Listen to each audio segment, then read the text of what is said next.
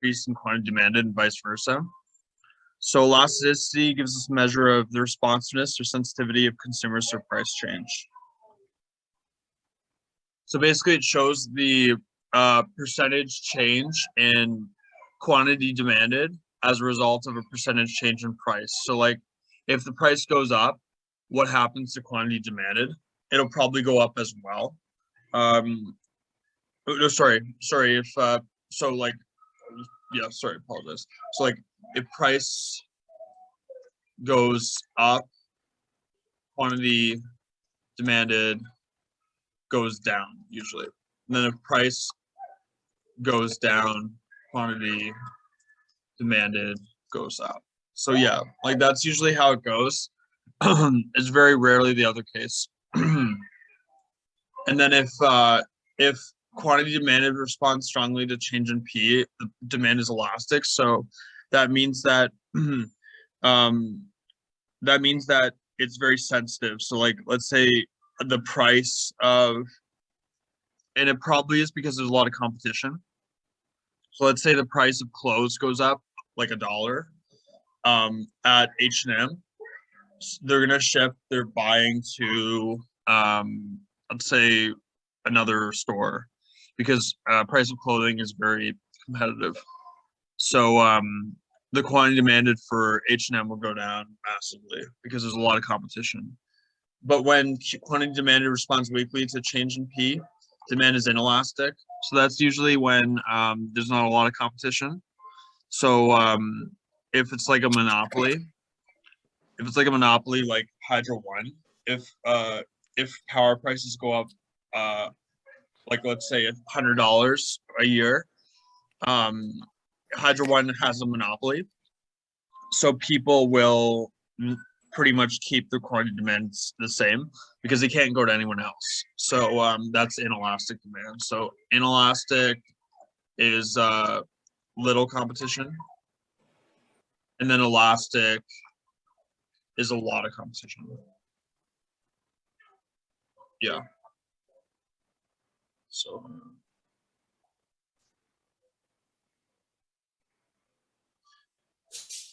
if the quantity demanded increased from 4 to 5 units, the percentage change would be 25% here. If the quantity demanded dropped from 5 to 4, the percentage change would be 20%. So you would do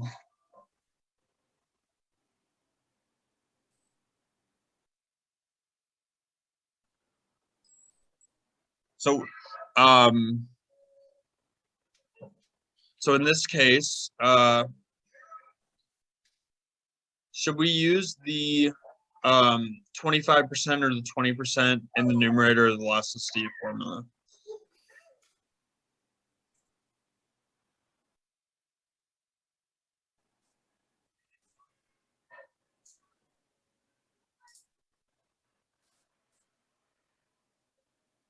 So we'll see what happens.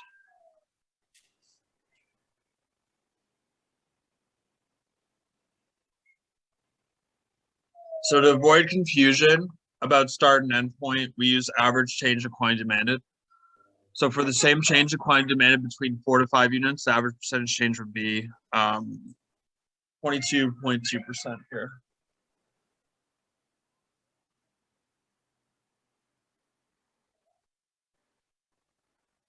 So to calculate it, we use this thing called the midpoint formula. So here, how you would do this, suppose quantity demanded increases from 4 to 5 units when the price falls from $20 to $10. What you would do is the triangle Q would be 20 minus 10. And then the bottom here would be, you find you find the average of both the numbers. So that's, and then divide price 20 minus 10, and then you do an average of the prices. So that's how you do it. So if someone could calculate that, it's you do so so what we would do is 10, and then that's divided by 15, and then 20 minus 10 is 10, and then that's divided by 15. So we do 10 divided by 15 divided by 10 divided by 15. So if someone could do that, put that in the calculator and let me know what you get. So bracket 10 divided by 15 bracket divided by bracket 10 divided by 15 bracket.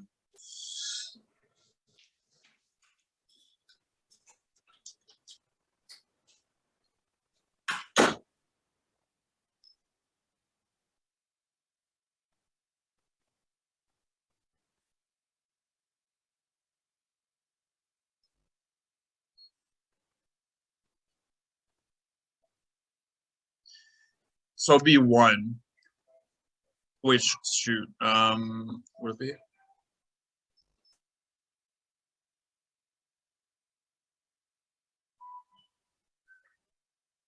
Okay, I made a mistake. What I did was I used price on both ones. That was my mistake. Yeah, sorry about that. So yeah, I made a mistake on that. So you would do so instead to do this one,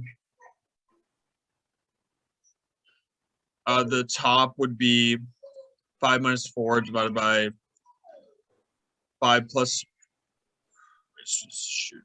5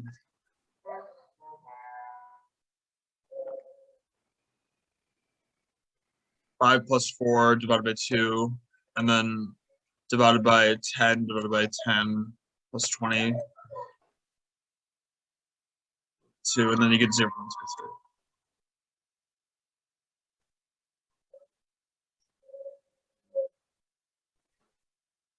So why percentages rather than absolute amount? It's unit free, so you don't have to use units or percentages. And then you can compare responsiveness across products. Then elasticity of demand will always be negative because price and quantity are inversely related, and it's easier to compare elasticities. So if elasticity of demand, they're putting it in positive form here. It's in negative, but they just set it positive here for it's easier for people with positives. So if it's greater than 1, demand is elastic. So that means that there's a lot of competition. If elasticity of demand is unit elastic, that means that there is some competition. And then if demand is inelastic, there is little competition. And a price increase would lead to little decrease in quantity demanded. And then perfectly inelastic is when that's when the quantity demanded doesn't change at all for any price change. And then perfectly elastic is the quantity demanded changes all of the time with changes all the time, regardless of price. So these are the graphs for perfectly inelastic. So perfectly inelastic, at any price, the quantity demanded will be the same. So like if the price goes up by a billion, like if the price goes up by this amount, the quantity demanded doesn't change. Yeah. So that's perfectly inelastic demands. And then perfectly elastic demands, the price doesn't change for any quantity demanded. Yeah.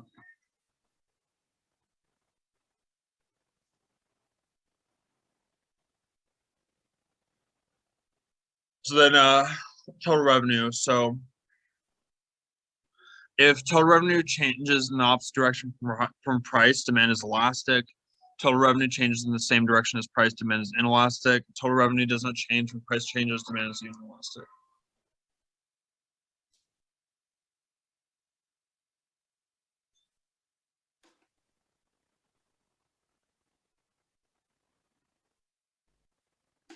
So this is elastic demand here. This is where so like in this case, if the price so let's say the price goes from $2 to $1,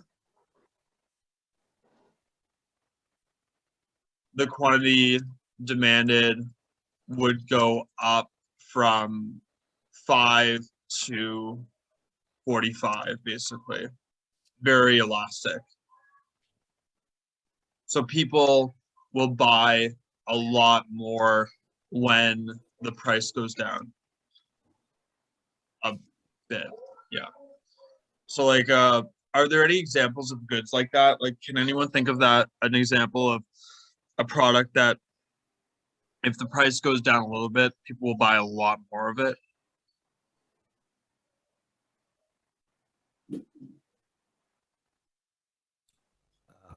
Plastic water, gasoline, stuff like that. Yeah, that's great. Yeah, yeah, that's great. Yeah, good job. That's good. Great job. Um, it says Cesar, right? It's Caesar. Caesar. Sorry, apologize. Yeah, No great job, problem. Caesar. Great job, Caesar. Yeah, so yeah, they start hoarding. This is hoarding here basically. They hoard product because of the cheap price.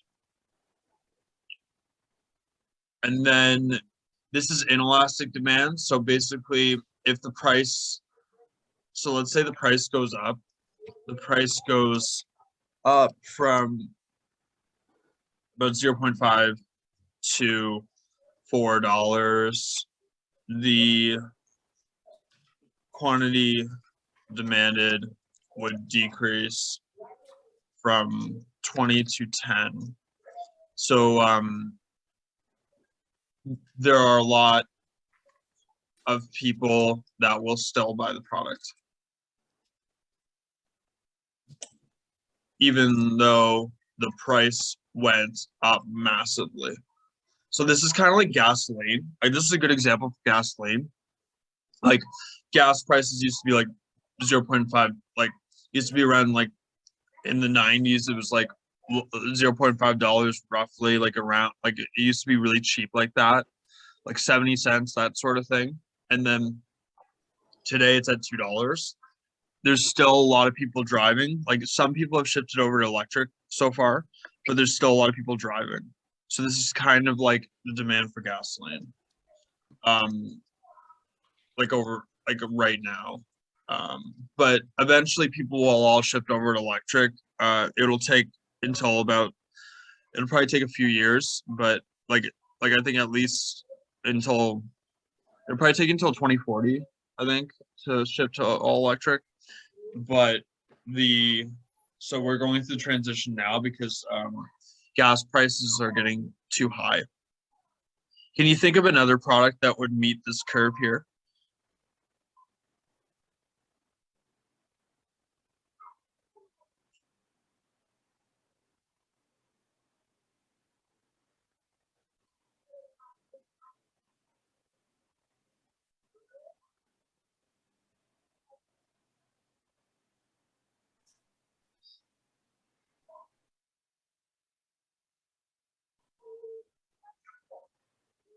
That's okay. If you can think of any, let me know. Um, but yeah, this one wouldn't. These products that I'm stating wouldn't meet this curve, but the demand for like insulin would be inelastic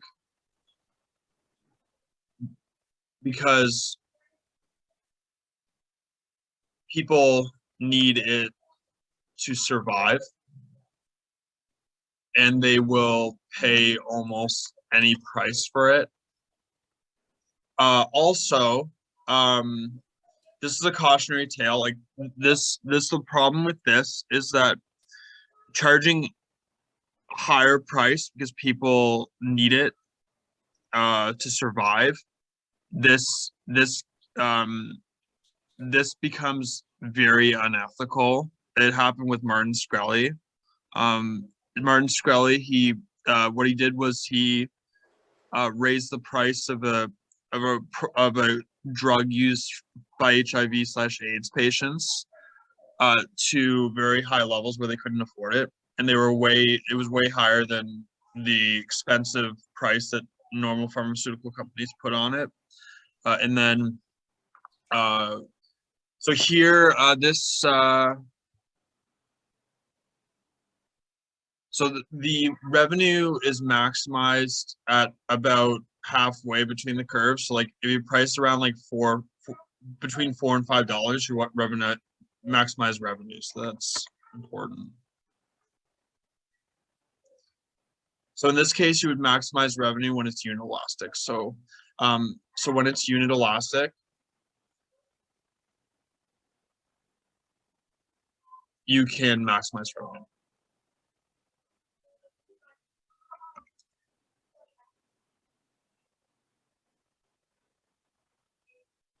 So price elasticity along a linear demand curve for all straight line and most other demand curves, demand is more elastic towards the upper left, demand is less elastic towards the lower right. So in this case, the elasticity is elastic in these areas because the elasticity of demand is greater than 1. It's inelastic in these regions because the elasticity of demand is less than 1, and then it's unelastic here because it's 1. So you maximize revenue when it's unit elastic here. So like revenue is highest when you are at unit elastic. So like so try to produce your products and sell them at unit elastic. So make sure you do that.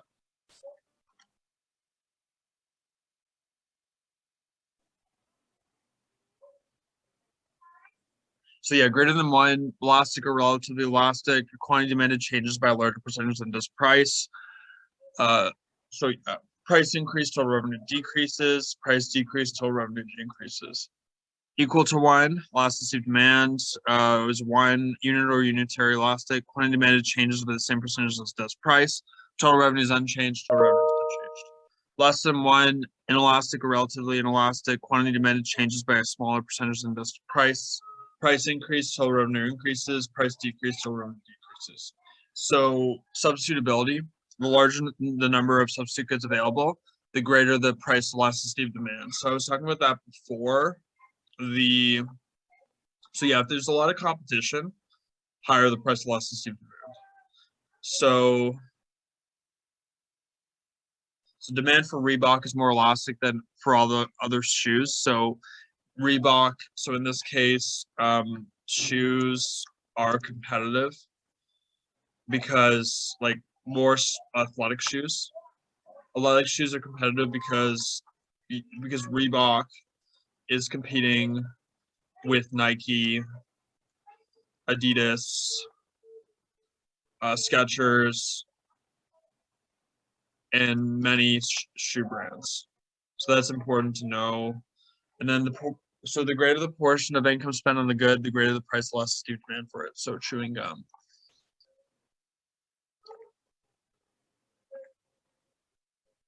Luxuries versus necessities. The more a good is considered a luxury rather than necessity, the greater the price elasticity of demand. Easier to do without. So luxuries versus necessities. So like you don't need a Rolls Royce. You just need a car to get you from point A to B. And product demand is more elastic the longer the period under consideration. So that's an important point here because so gasoline is a good point here. So gasoline is an example because in the long term, due to high gasoline prices and environmental damage, people will switch over to electric cars. So that'll be the long term, but in the short term, people will stick to gas cars because it is hard to change short term. So that's an important point here. Yeah, so consumers often need time to adjust to changes in prices. So that's an important point. So it takes us a while to adjust to changes in price of gas-powered cars, and we'll eventually buy electric. And this is a great, so here, this is a great chart on price elasticity of demand. So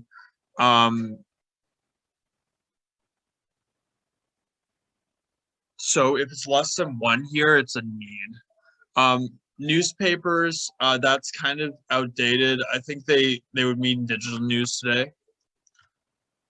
So news digital. So like that's a need. So people need it. Like out of anything here, they require it. Electricity, they need it. Bread, they need.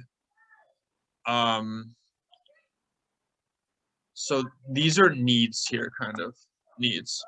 But Major League Baseball tickets, the reason why it's so high up on the list, it's not a need. It's just there's only one baseball league to buy tickets for in Canada for the most part. So that's kind of why there's no competition for buying baseball tickets, really. Like you can go to a free baseball game, like, you know, a little league game here, but you don't really pay for it. Like there's only one pro baseball league in Canada for the most part. So that's why it is very inelastic because of a lack of competition. And then telephone service, it's a need, right? So telephone service would be telephone service would be a need and has lack of competition. Bell, Rogers, which makes it very inelastic. And then sugar, eggs, they're a need. You need them to survive. Legal services, like you need legal services because they're required for contract negotiation and fighting court battles. Automobile repair is very important because you need to get your car fixed. Clothing is very important because everyone needs clothes. Gasoline is very important because you need that to get in your car. Milk's very important because you need it to drink. Household appliances are very important because you need ovens, etc. Movies are important because you need entertainment. Beer is important because you need something to, you know, at the end of the day. Shoes are important because you need to walk around. And then the motor vehicles are less important because like you only need one of them. You only need one car. That's like Charles Barkley talks about it. You only need one car.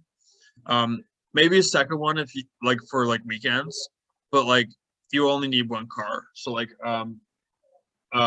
that's why it isn't that's why it is elastic because you don't need a lot of them. And then beef, you can get pork, you can get a lot of other meats or other foods, so it's not really a need. China glassware, tableware, you don't need to buy that constantly. Residential land, not a lot of people have enough money for land. Not a lot of people have money to buy lands, and it isn't something that people need to survive outside of shelter. And it's not like buying and selling of land happens every second. Yeah. Then restaurant meals, you don't need restaurant meals. You can just make something at home. Lamb and mutton, you don't need that. You can choose beef, pork, etc. Fresh peas, there's other options, other vegetables you can eat, so that's important. So applications of price elasticity of demand, large crop yields. The inelastic demand for farm products means that a large crop may be undesirable. Sales tax is a higher tax on a product with elastic demand will bring in less tax revenue. Legislatures seek out products with inelastic demand, such as liquor, gasoline, and cigarettes when levying sales tax. So they do this because the reason why they do this is because people will pay basically any price for these things. So like people will pay any price for liquor, gasoline, and cigarettes because they are inelastic demanded goods. So governments can tax them.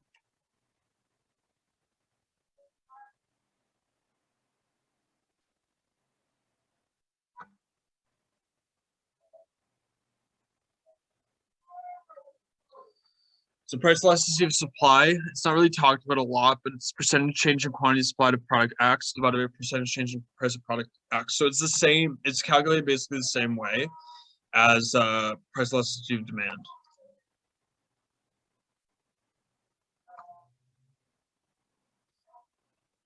So supply is more elastic than in market period.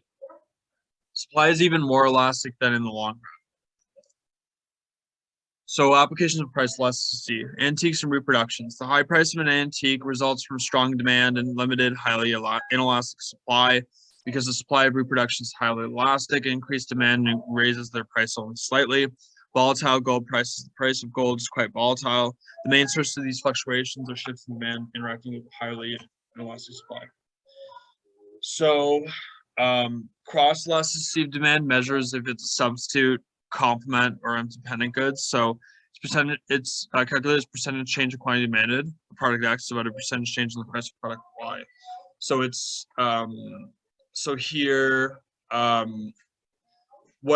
this works is like if the price of product Y changes, what happens to the price of product? What happens to the quantity demanded of product X? So substitute goods would be a positive sign. So that means that if the price of Domino's goes up, the quantity demanded of Pizza Hut would go up because people will switch to Pizza Hut because Domino's is more expensive.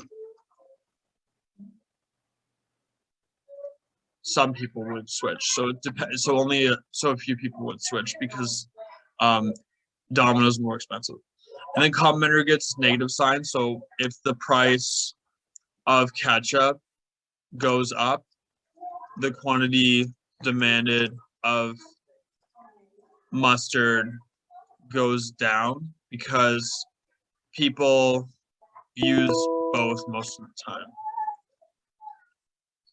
Then independent goods, they're near zero. So that means that the price of chocolate is unrelated to the quantity demanded of highways.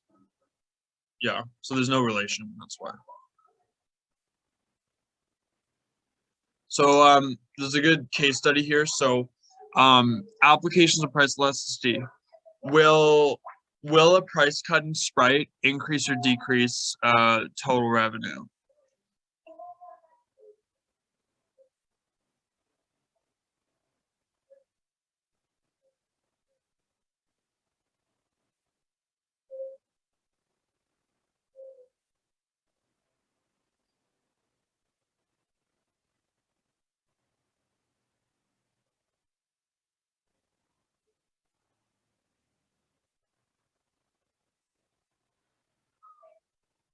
So it depends. Like if the price cut gets to unit elastic, like if the price cut leads to, so if the price cut leads to unit elastic,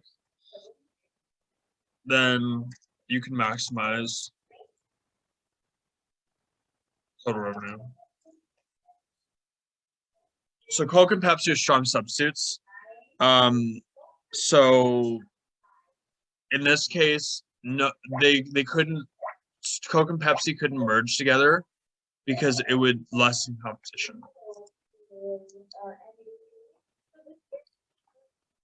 Yeah, they would be too much of a monopoly if they merged together. Then income elasticity of demand is percentage change in quantity demand of product X divided by percentage change in income. So normal goods is a positive sign. So normal goods, if you have more income, you'll buy more of a normal good. So like, for example, you go to, you'd buy more normal goods, like go out to dinner. So like if you have more money, so higher income, you go to more restaurants. And then inferior goods, negative signs. So like lower, so like higher income, you eat less craft dinner. So yeah, you would eat less craft dinner and go to more restaurants, basically. So high income elasticities, products with relatively high income elasticity coefficients are hit hardest by recessions, e.g. automobiles, housing, and restaurant meals.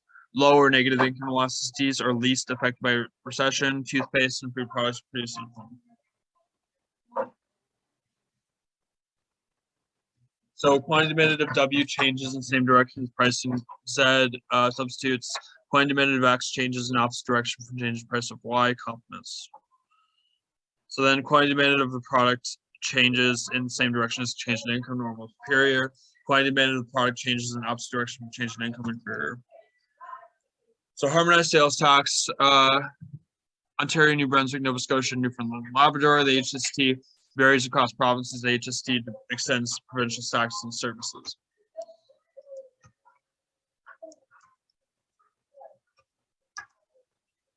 So efficiency loss of a tax. So tax revenues cause efficiency loss.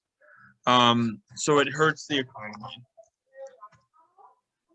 So here, if you put a tax on, you'll lose this amount of you'll lose this part of the economy through taxes. This will be gone. So this will be kind of like deleted from the economy, basically, with a tax.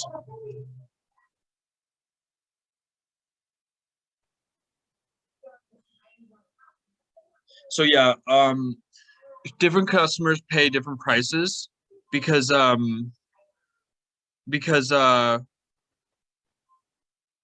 airlines charge businesses higher prices than leisure travelers because they can make more money on business travelers instead of leisure. And then yeah, so they charge, and also college and universities that offer financial aid to low-income students. So law of diminishing marginal utility is the principle that added satisfaction declines as a consumer requires additional units of a given product. So total utility is total amount of satisfaction. Marginal utility is extra satisfaction from consuming one more unit.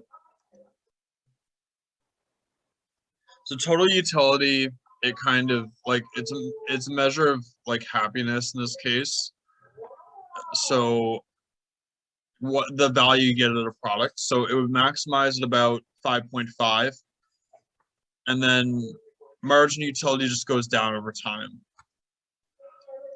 So marginal utility and demands, diminishing marginal utility provides simple rationale for law of demands. Since successive units of a good yield smaller and smaller amounts of marginal utility, the consumer will buy additional units of the product only if its price falls. So we assume that a typical customer exhibits rational behavior, has clear-cut preferences, is subject to much constraint response to price changes. So utility maximizing rule, you have to make marginal unit of product A, marginal utility of product A divided by price of A equal marginal utility of product B divided by price of B.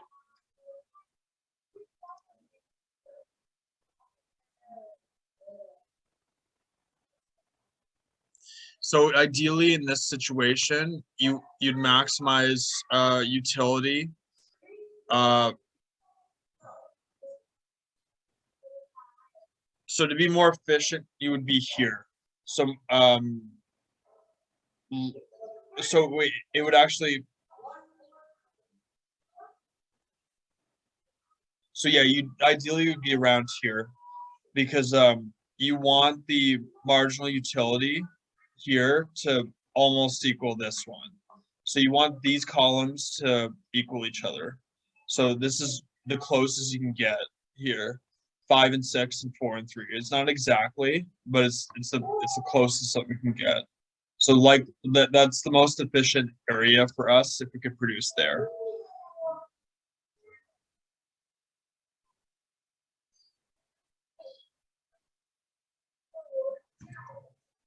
So then at each step, spend where marginal utility divided by price is highest. In general, if marginal utility divided by price is unequal, spending should be allocated away from the good where marginal utility divided by price is low toward the good where marginal utility divided by price is higher.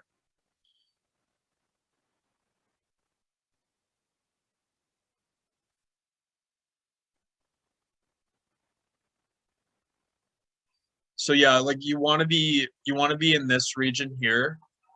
This is ideally you want to be here because the marginal utility divided by price, marginal utility divided by price is similar, is almost the same.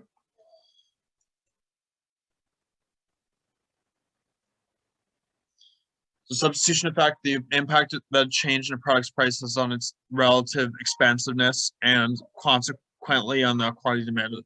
When the price of oranges fall, there's a substitution of now cheaper oranges. Income effect is the impact that a change in the price of the product has on the consumer's real income and consequently on the quantity demanded of that good. Increase in real income, increase consumption of both apples and oranges.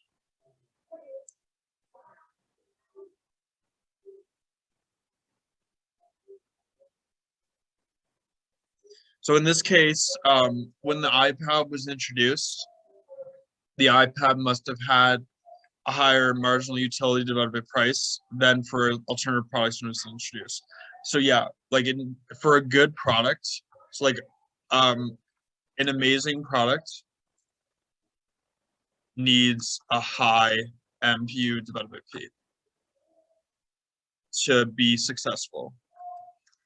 iPads, Teslas, etc. So like kind of like that, yeah. And then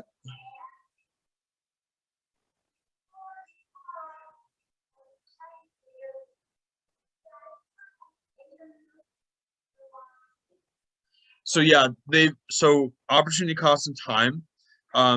If people have less time,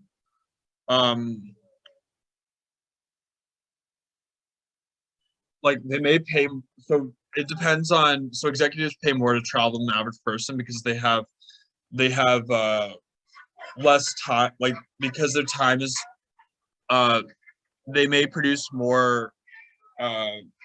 Yeah, like they usually pay more in price for traveling.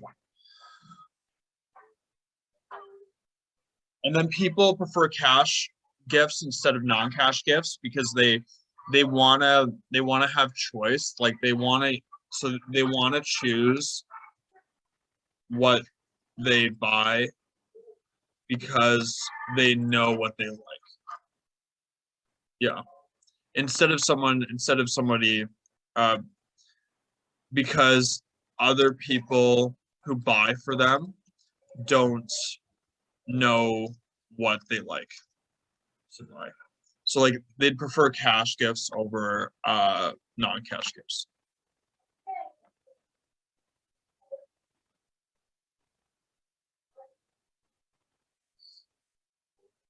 So economic analysis can be used for like property crimes like robbery, burglary, and auto theft, but it can't be used for like violent crime. So the criminal and the lawful consumer, they both want to maximize their total utility. So the potential criminal, like the consumer, compares the marginal benefit of his or her action to the price or cost. So like, so yeah, marginal utility divided by price of X equals marginal utility divided by price of Y. So like they both, so everybody does this. Like if you're a criminal or if you're an innocent person, like you use this equation. Crime will rise when its price falls, ceteris paribus. Society can reduce unlawful behavior if they make the marginal benefit of being a good citizen divided by price of being a good citizen equal marginal benefit of being good, like being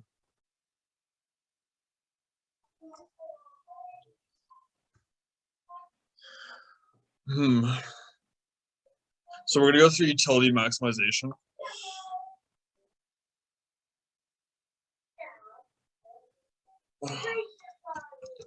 So this is a budget curve right here. So they can either, so they have $12 to spend on any of these things. So $12 is the budget. So in this case, they could buy 8 units of A and 0 units of B for $12, 6 units of A, 3 units of B for $12, 4 units of A, 6 units of B for $12. So in short, 8 times 1.50 plus 0 times 1 is 12. 6 times 1.50 plus 3 times 1 equals 12. 4 times 1.50 plus 6 times 1 equals 12. So like you do quantity times price for each and you add it all together, you get 12 every time. So yeah. And then anything past the curve, so anything to the right is you can't get it because you don't have enough money. But anything inside the curve you can pay for it because you have enough money.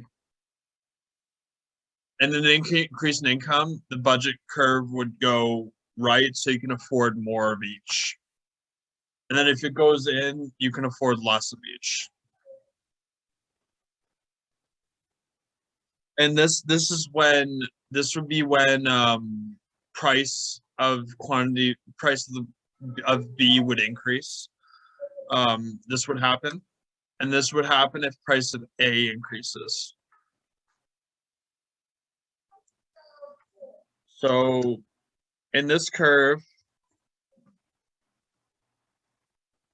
this shows this is the most efficient point. Like if we can get to here, like if we get to this point where so like we want to get to the point where the indifference curve equals the budget constraint,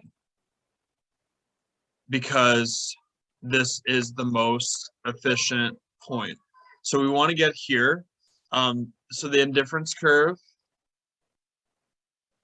measures utility. It's like a happiness from a product, from using a product. And then the budget constraint is the money we have.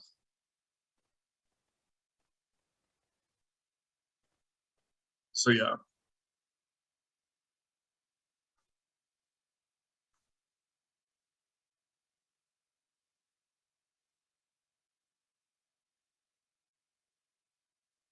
So like we talked about before, we want marginal utility of A divided by price of A equal marginal utility of B divided by price of B. So this is the same as when the budget constraint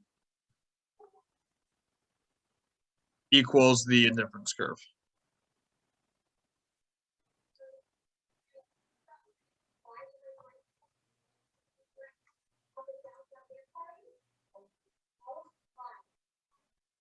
So based on if the budget constraint is here, we want to be, this is where we want to be. If the budget constraint is here, this is where we want to be. So the price of B goes up.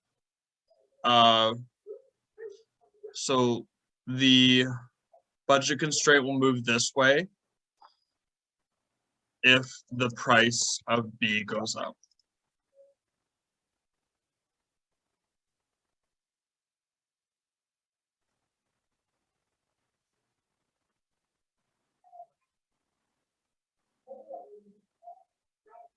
So the change in price is composed of two effects. The income effect is the impact that a change in the price has on consumers' real income, and the consequent effect on the quantity demanded. The substitute effect is the impact that a change in the product's price has on relative expensiveness and consequently on quantity demanded.